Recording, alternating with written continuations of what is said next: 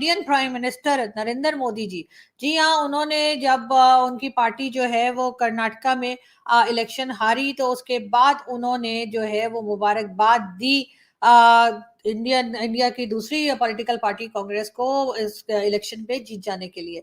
लेकिन हम साथ साथ आपको ये भी कहते चले कि पाकिस्तान के पॉलिटिशियंस को जरूर कुछ ना कुछ सीखना चाहिए इंडियन प्राइम मिनिस्टर से, और कुछ नहीं तो कम से कम आप लोग यही सीख लीजिए कि किस तरह से अगर अपनी पॉलिटिकल पार्टी हार जाए और दूसरे जीत जाए तो किस तरह से जो है मेच्योरिटी का मुजाहरा किया जाता है, और उसके बाद जो पार्टी जीत गई है उसको मुबारकबाद दी जाती है। और उसके लिए मेन रीजन यही है कि यकीनन Indian prime minister Narendra Modi के लिए अपनी जो यानी Indian prime minister Narendra Modi ji के लिए अपनी पॉलिटिकल पार्टी से ज्यादा अपना देश है, और वो उससे ज्यादा कि उनकी पॉलिटिकल पार्टी जीतती है या हारती है, उससे ज्यादा इंपॉर्टेंस वो अपनी कंट्री को देते हैं। और यही वजह है कि उनकी पार्टी अगर हार भी गई है तो उसके ऊपर उन्होंने हंगामा नहीं कर दिया, उनके लोगों ने टायर नहीं जला दिए, बिल्डिंग नहीं जला दी, गाड़ियां नहीं जला दी, बाइक्स नहीं जला दी, हंगामा नहीं कर दिया, ये नहीं कह दिया ये तो धांधली हुई है, हम तो मानते ही नहीं। ऐसा कुछ भी नहीं हुआ, और उन्होंने उल्टा उन लोगों को मुबारकबाद दी जो उनके मुकाबले में जीत गए थे।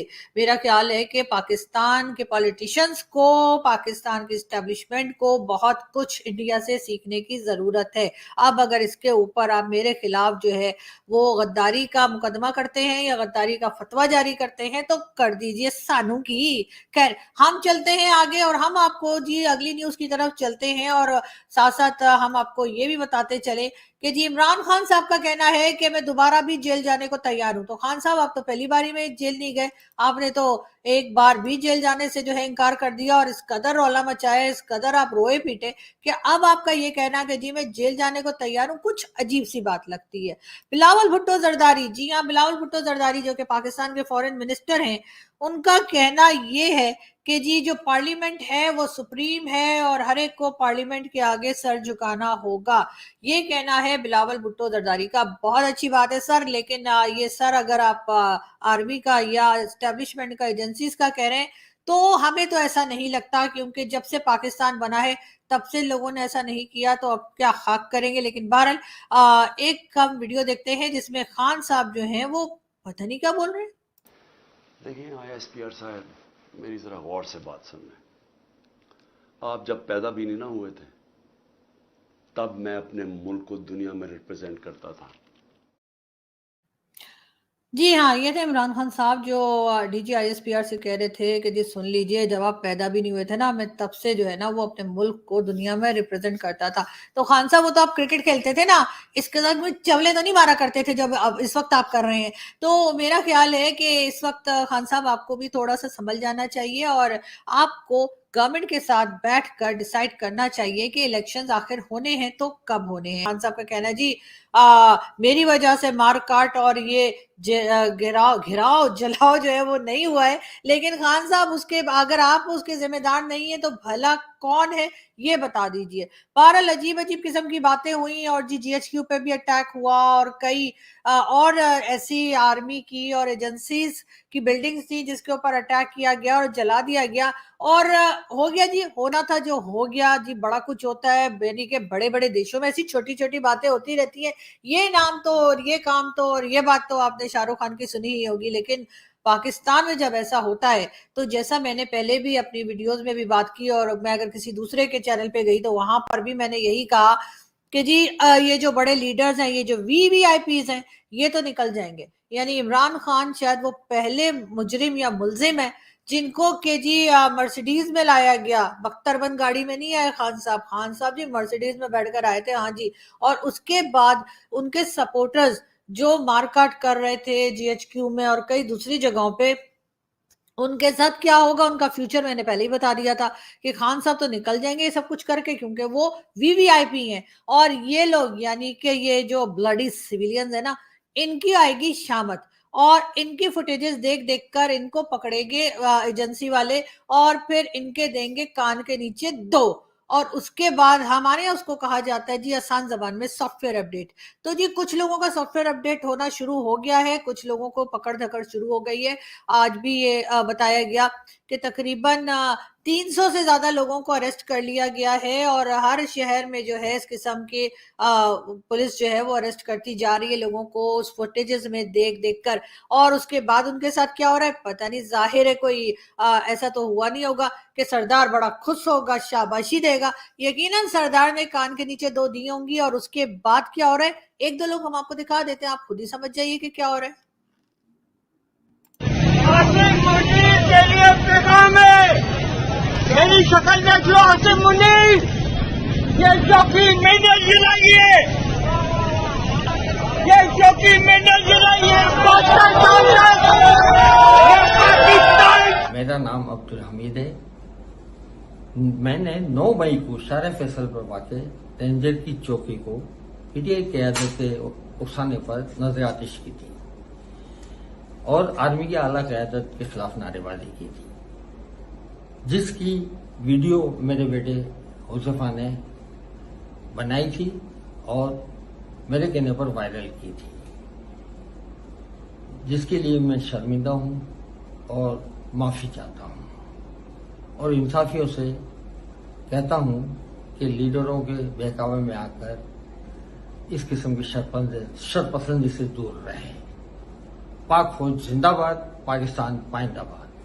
अस्सलाम वालेकुम, मेरा नाम हुज़ैफा हमीद है, बल्द अब्दुल हमीद। 9 मई को मेरे वालिद ने पीटीआई की क़यादत के उकसाने के ऊपर रेंजर्स चौकी को आग लगाई और मैं उसकी वीडियो बना रहा था। इसके बाद मैंने फौज के अफसरान को गालियां दी और फिर कोर कमांडर हाउस चलने को कहा। इस पर मैं बेहद शर्मिंदा हूं और मैं अपनी दिल से माफी मांगता हूं। पाक फौज जिंदाबाद, पाकिस्तान पाइंदाबाद। जी, तो ये थे वो लोग, उनमें से यानी कुछ लोग जो हैं जिनको अब अरेस्ट किया जा रहा है और वो बेचारे जो हैं वो पाक फौज जिंदाबाद के नारे भी लगा रहे हैं। लेकिन जी ये तो पहले सोचना चाहिए था कि आप अपने लीडर्स को ठीक है सपोर्ट कीजिए, पसंद भी कीजिए, लेकिन उसका मतलब ये तो नहीं है ना कि अपनी ही कंट्री को आग लगा देंगे। लेकिन इस किस्म के लोग भी पाकिस्तान में ही पाए जाते हैं।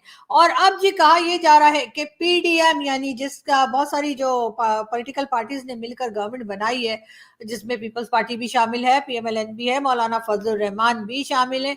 कहा यह जा रहा है कि जी मंडे को फजलुर रहमान और ये सारी पार्टीज जो है ये मिलकर सुप्रीम कोर्ट के आगे प्रोटेस्ट करेंगे और वहां पे जी धरना देंगे, बैठ जाएंगे वहां पे कुछ देर के लिए।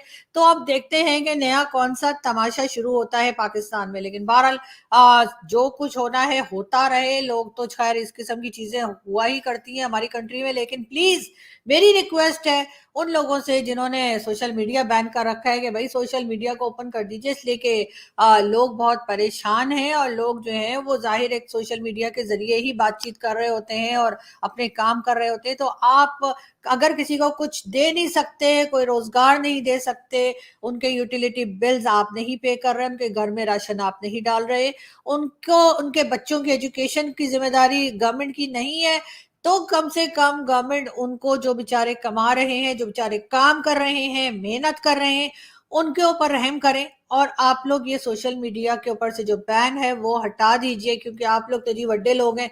चाहे कोई भी पॉलिटिकल पार्टी या कहीं की भी स्टैब्लिशमेंट हमारे यहाँ से आ जाए, सब लोगों ने जो है वो खूब जम के करप्शन की हुई है और किसी के पास कोई टेंशन वाली बात नहीं है। लेकिन आम पब्लिक को तो थोड़ा सा मतलब जीने दीजिए, या आप चाहते हैं कि आम पब्लिक जो है वो कुछ मतलब इसी तरीके से परेशान और फ्रस्ट्रेटेड रहे। जय हिंद दोस्तों, पाकिस्तान में शहबाज शरीफ सरकार और पीटीआई प्रमुख इमरान खान के बीच की जंग अब निर्णायक मोड में आ गई है। जी हाँ, इमरान खान की गिरफ्तारी के बाद रिहाई के आदेश को पीएम शहबाज ने अपनी नाक पर ले लिया है।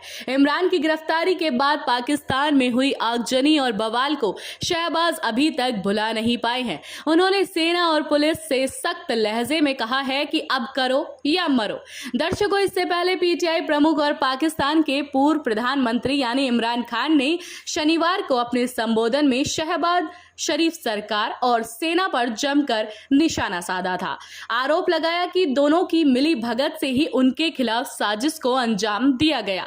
यहां तक कि ये भी कह डाला कि सेना को अब राजनीतिक पार्टी बना देनी चाहिए। दोस्तों, डॉन की रिपोर्ट के मुताबिक प्रधानमंत्री शहबाज शरीफ ने पीटीआई प्रमुख इमरान की गिरफ्तारी के बाद भड़के हिंसा में शामिल दोषियों की गिरफ्तारी के लिए 72 घंटे की समय सीमा निर्धारित किया है। जी हां, प्रधानमंत्री शहबाज शरीफ ने शनिवार को 2 टूक शब्दों में कहा है, यहां करो या मरो, अभी या कभी नहीं का समय है।